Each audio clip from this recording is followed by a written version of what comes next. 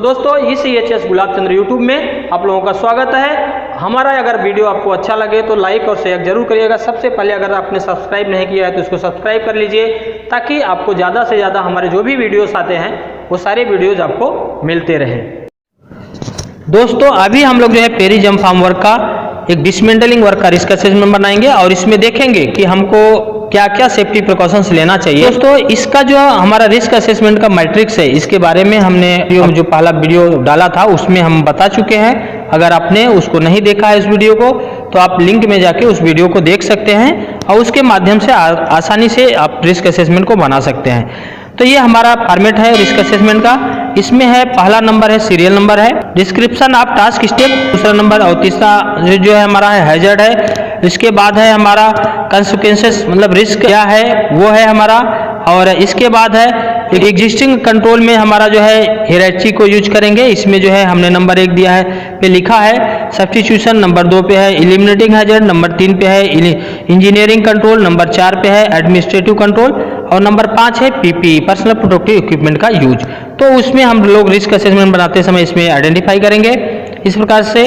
और इसके बाद वाला हमारा ये कॉलम है जो बेसलाइन रिस्क। बेसलाइन रिस्क में क्या है सेवरिटी, प्रोबेबिलिटी और रिस्क रेटिंग।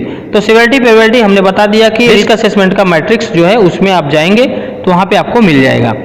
इसके बाद वाला कॉलम हमारा है एडिशनल कंट्रोल मेजर।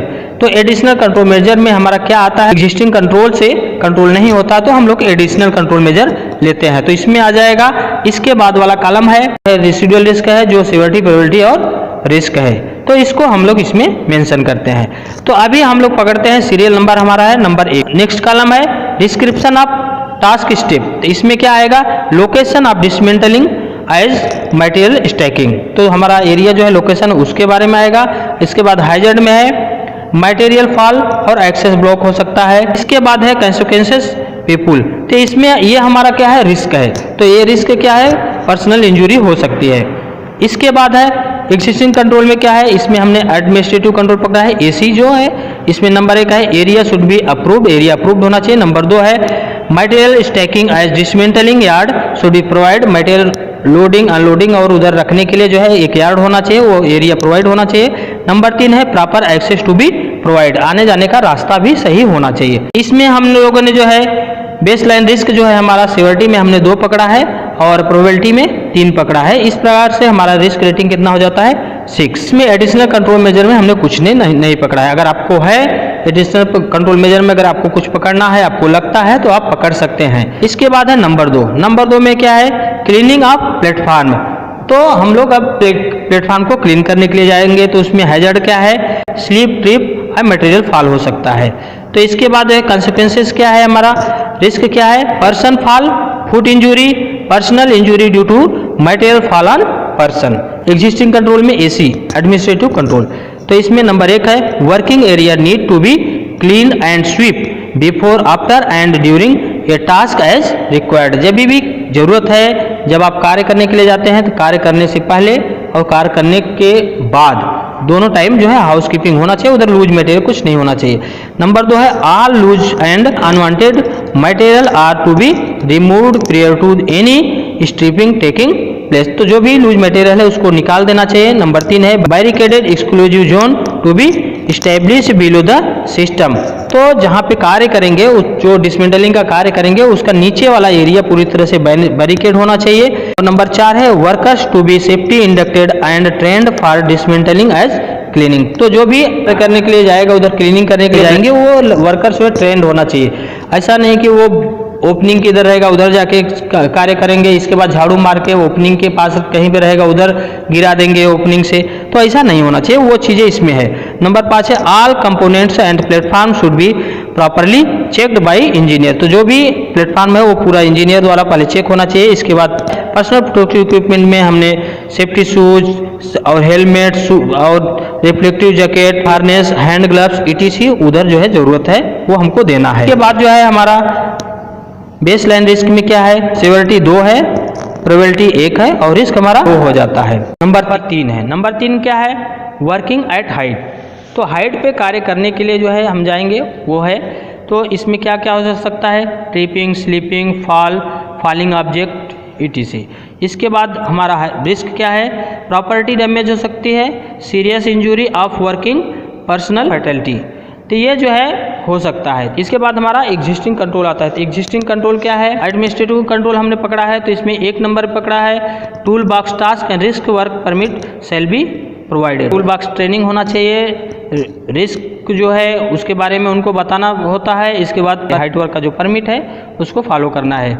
नंबर 2 है working at height work personal physical fitness to be consider. तो वो हाइट वर्क के लिए जो है, जो भी व्यक्ति कार्य करने के लिए जाए हाइट वर्क के लिए फिट होना चाहिए, उसी को उस कार्य में लगाना है। नंबर 3 है ensure close supervision by competent foreman and a personal involve for the height work activity are competent. जो भी कार्य करने के लिए हाइट वर्क कार्य करने के लिए जाएंगे तो वह वहाँ पे बराबर सुपरविजन होना चाहिए और उसके बारे में उस व्यक्ति को अच्छी तरह से नॉलेज भी होना चाहिए। नंबर 4 है access and egress to be free from obstruction of material. तो आने जाने का रास्ता क्लियर होना चाहिए। नंबर 5 है barricading the area below into which object can fall and not permitted workers to enter the hazardous area, display cautionary signage.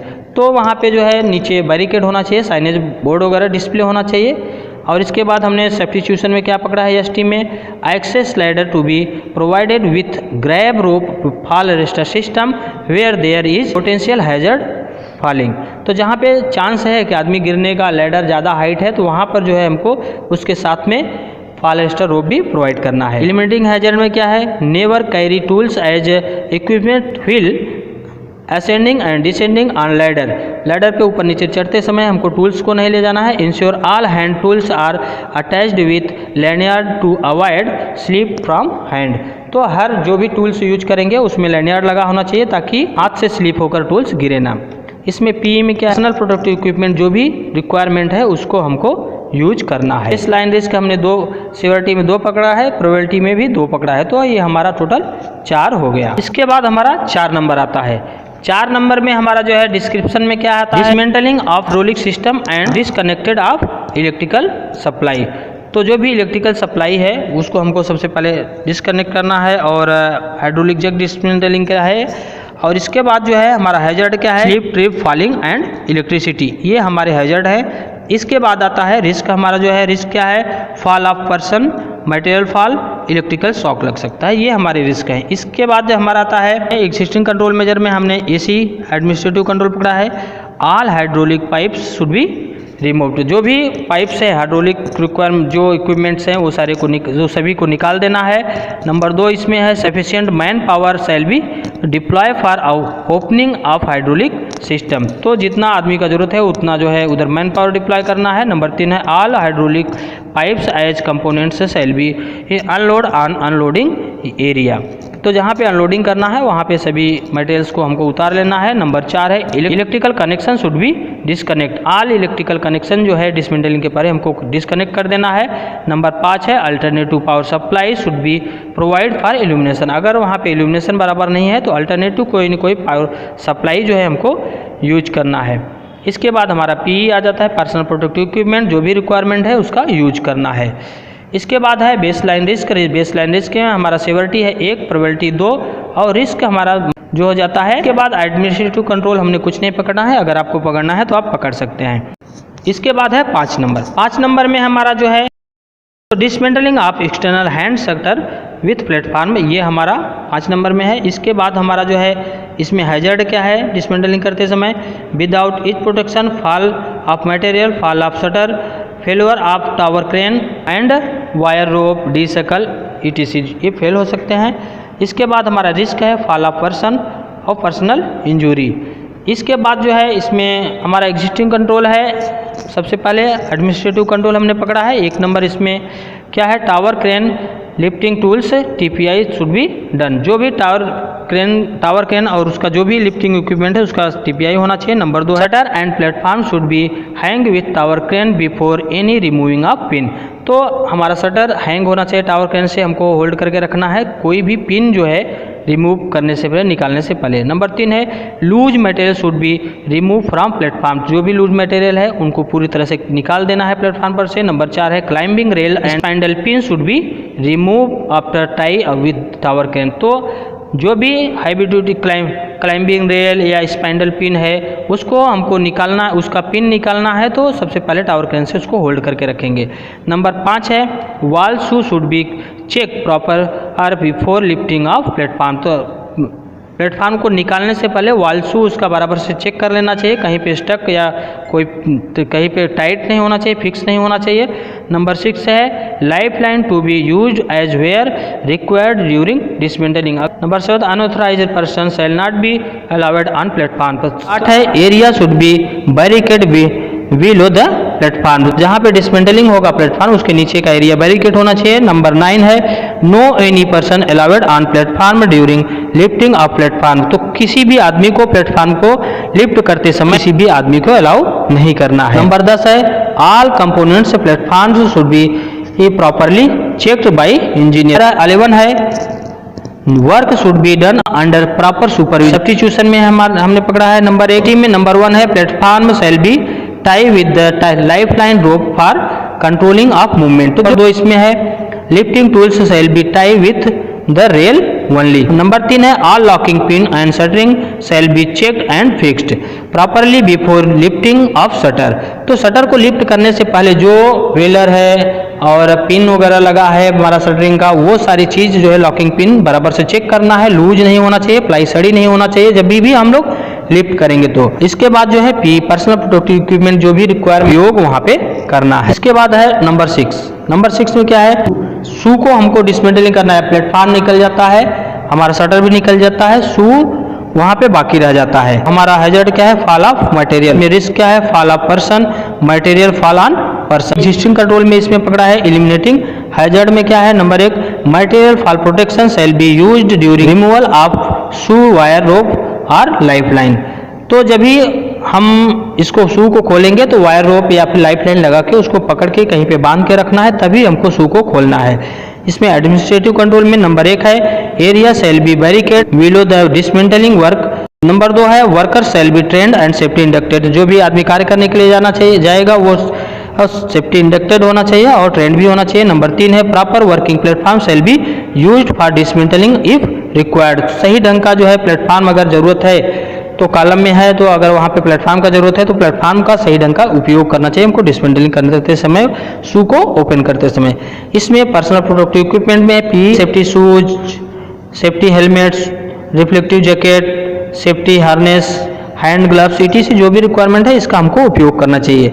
इसके बाद है नंबर 7। नंबर 7 में क्या है dismantling of internal platform and shutter. अब हमने बाहर का खोल लिया था, बाहर का सब खोल लिया, अब अंदर साइड का जो प्लेटफॉर्म है उसको खोलना है। उसके लिए इसमें हैजर्ड क्या है fall of material, fall of tools. तो मटेरियल गिर सकते हैं, टूल्स भी गिर सकते हैं। तो इसमें रिस्क क्या है fall of person, personal injury हो सकती है। तो ये हमारा रिस्क। एग्जिस्टिंग कंट्रोल मेजर में क्या पकड़ा है हमने AC administrative control. Number 1 work should be done under proper supervision, कार्य बराबर सुपरविजन में होना चाहिए। Number 2 workers shall be trained and safety inducted होना चाहिए। नंबर 3 है all components and material should be inspected before dismantling by engineer. और 4 है work permit should be obtain before starting of work. इसके बाद नंबर 5 है all loose materials shall be removed from platform. Platform से सभी material loose material निकाल देना है। Number 6 platform should be hang with the tower crane. Number 7 है life line safety net shall be used after removing of rail and GI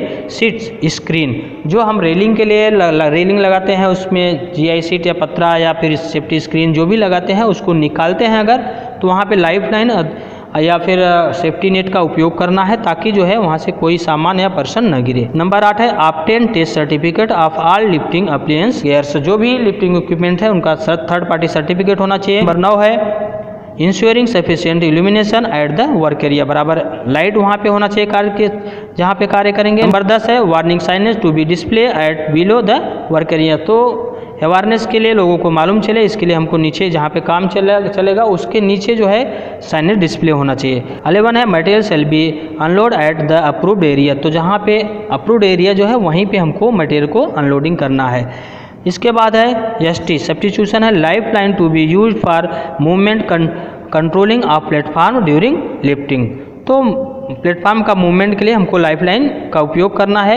इसके बाद है personal protective equipment. जो भी पर्सनल प्रोटेक्टिव इक्विपमेंट का रिक्वायरमेंट है ये सभी पर्सनल प्रोटेक्टिव इक्विपमेंट उधर यूज करना है कार्य पर जाने से पहले, जो भी आदमी उधर कार्य करेगा उसके लिए। नंबर 8 है dismantling work at unloading yard. Unloading जो एरिया है, अब मटेरियल वहाँ पे आके रखा है तो वहाँ पे डिसमेंटलिंग करना है, उसको हमको देखना है। Slip, trip, fall and hot metals, ये हमारे हैजर्ड हैं और इसमें रिस्क क्या है, फुट इंजरी हो सकती है, फायर हो सकता है या पर्सनल इंजरी हो सकती है। एग्जिस्टिंग कंट्रोल में हमने क्या पकड़ा है, AC administrative control. Number 1 workers should be trend, worker trend होना चाहिए। नंबर 2 है proper supervision should be provide, सही ढंग का वहाँ सुपरविजन होना चाहिए। नंबर 3 है hard work permit should B obtained if hard work required, अगर हार्ड वर्क करने के लिए जा रहे हैं, कटिंग का कुछ कार्य करने के लिए जा रहे हैं, तो वहाँ पे हार्ड वर्क परमिट यूज करना है। नंबर 4 है fire protection system to be provide near combustible material, जहाँ पे कंबस्टेबल मटेरियल आप प्लाई वगैरह खोल के रखेंगे उसके नज़दीक में फायर प्रोटेक्शन सिस्टम बराबर होना चाहिए। नंबर 5 है मटेरियल शुड बी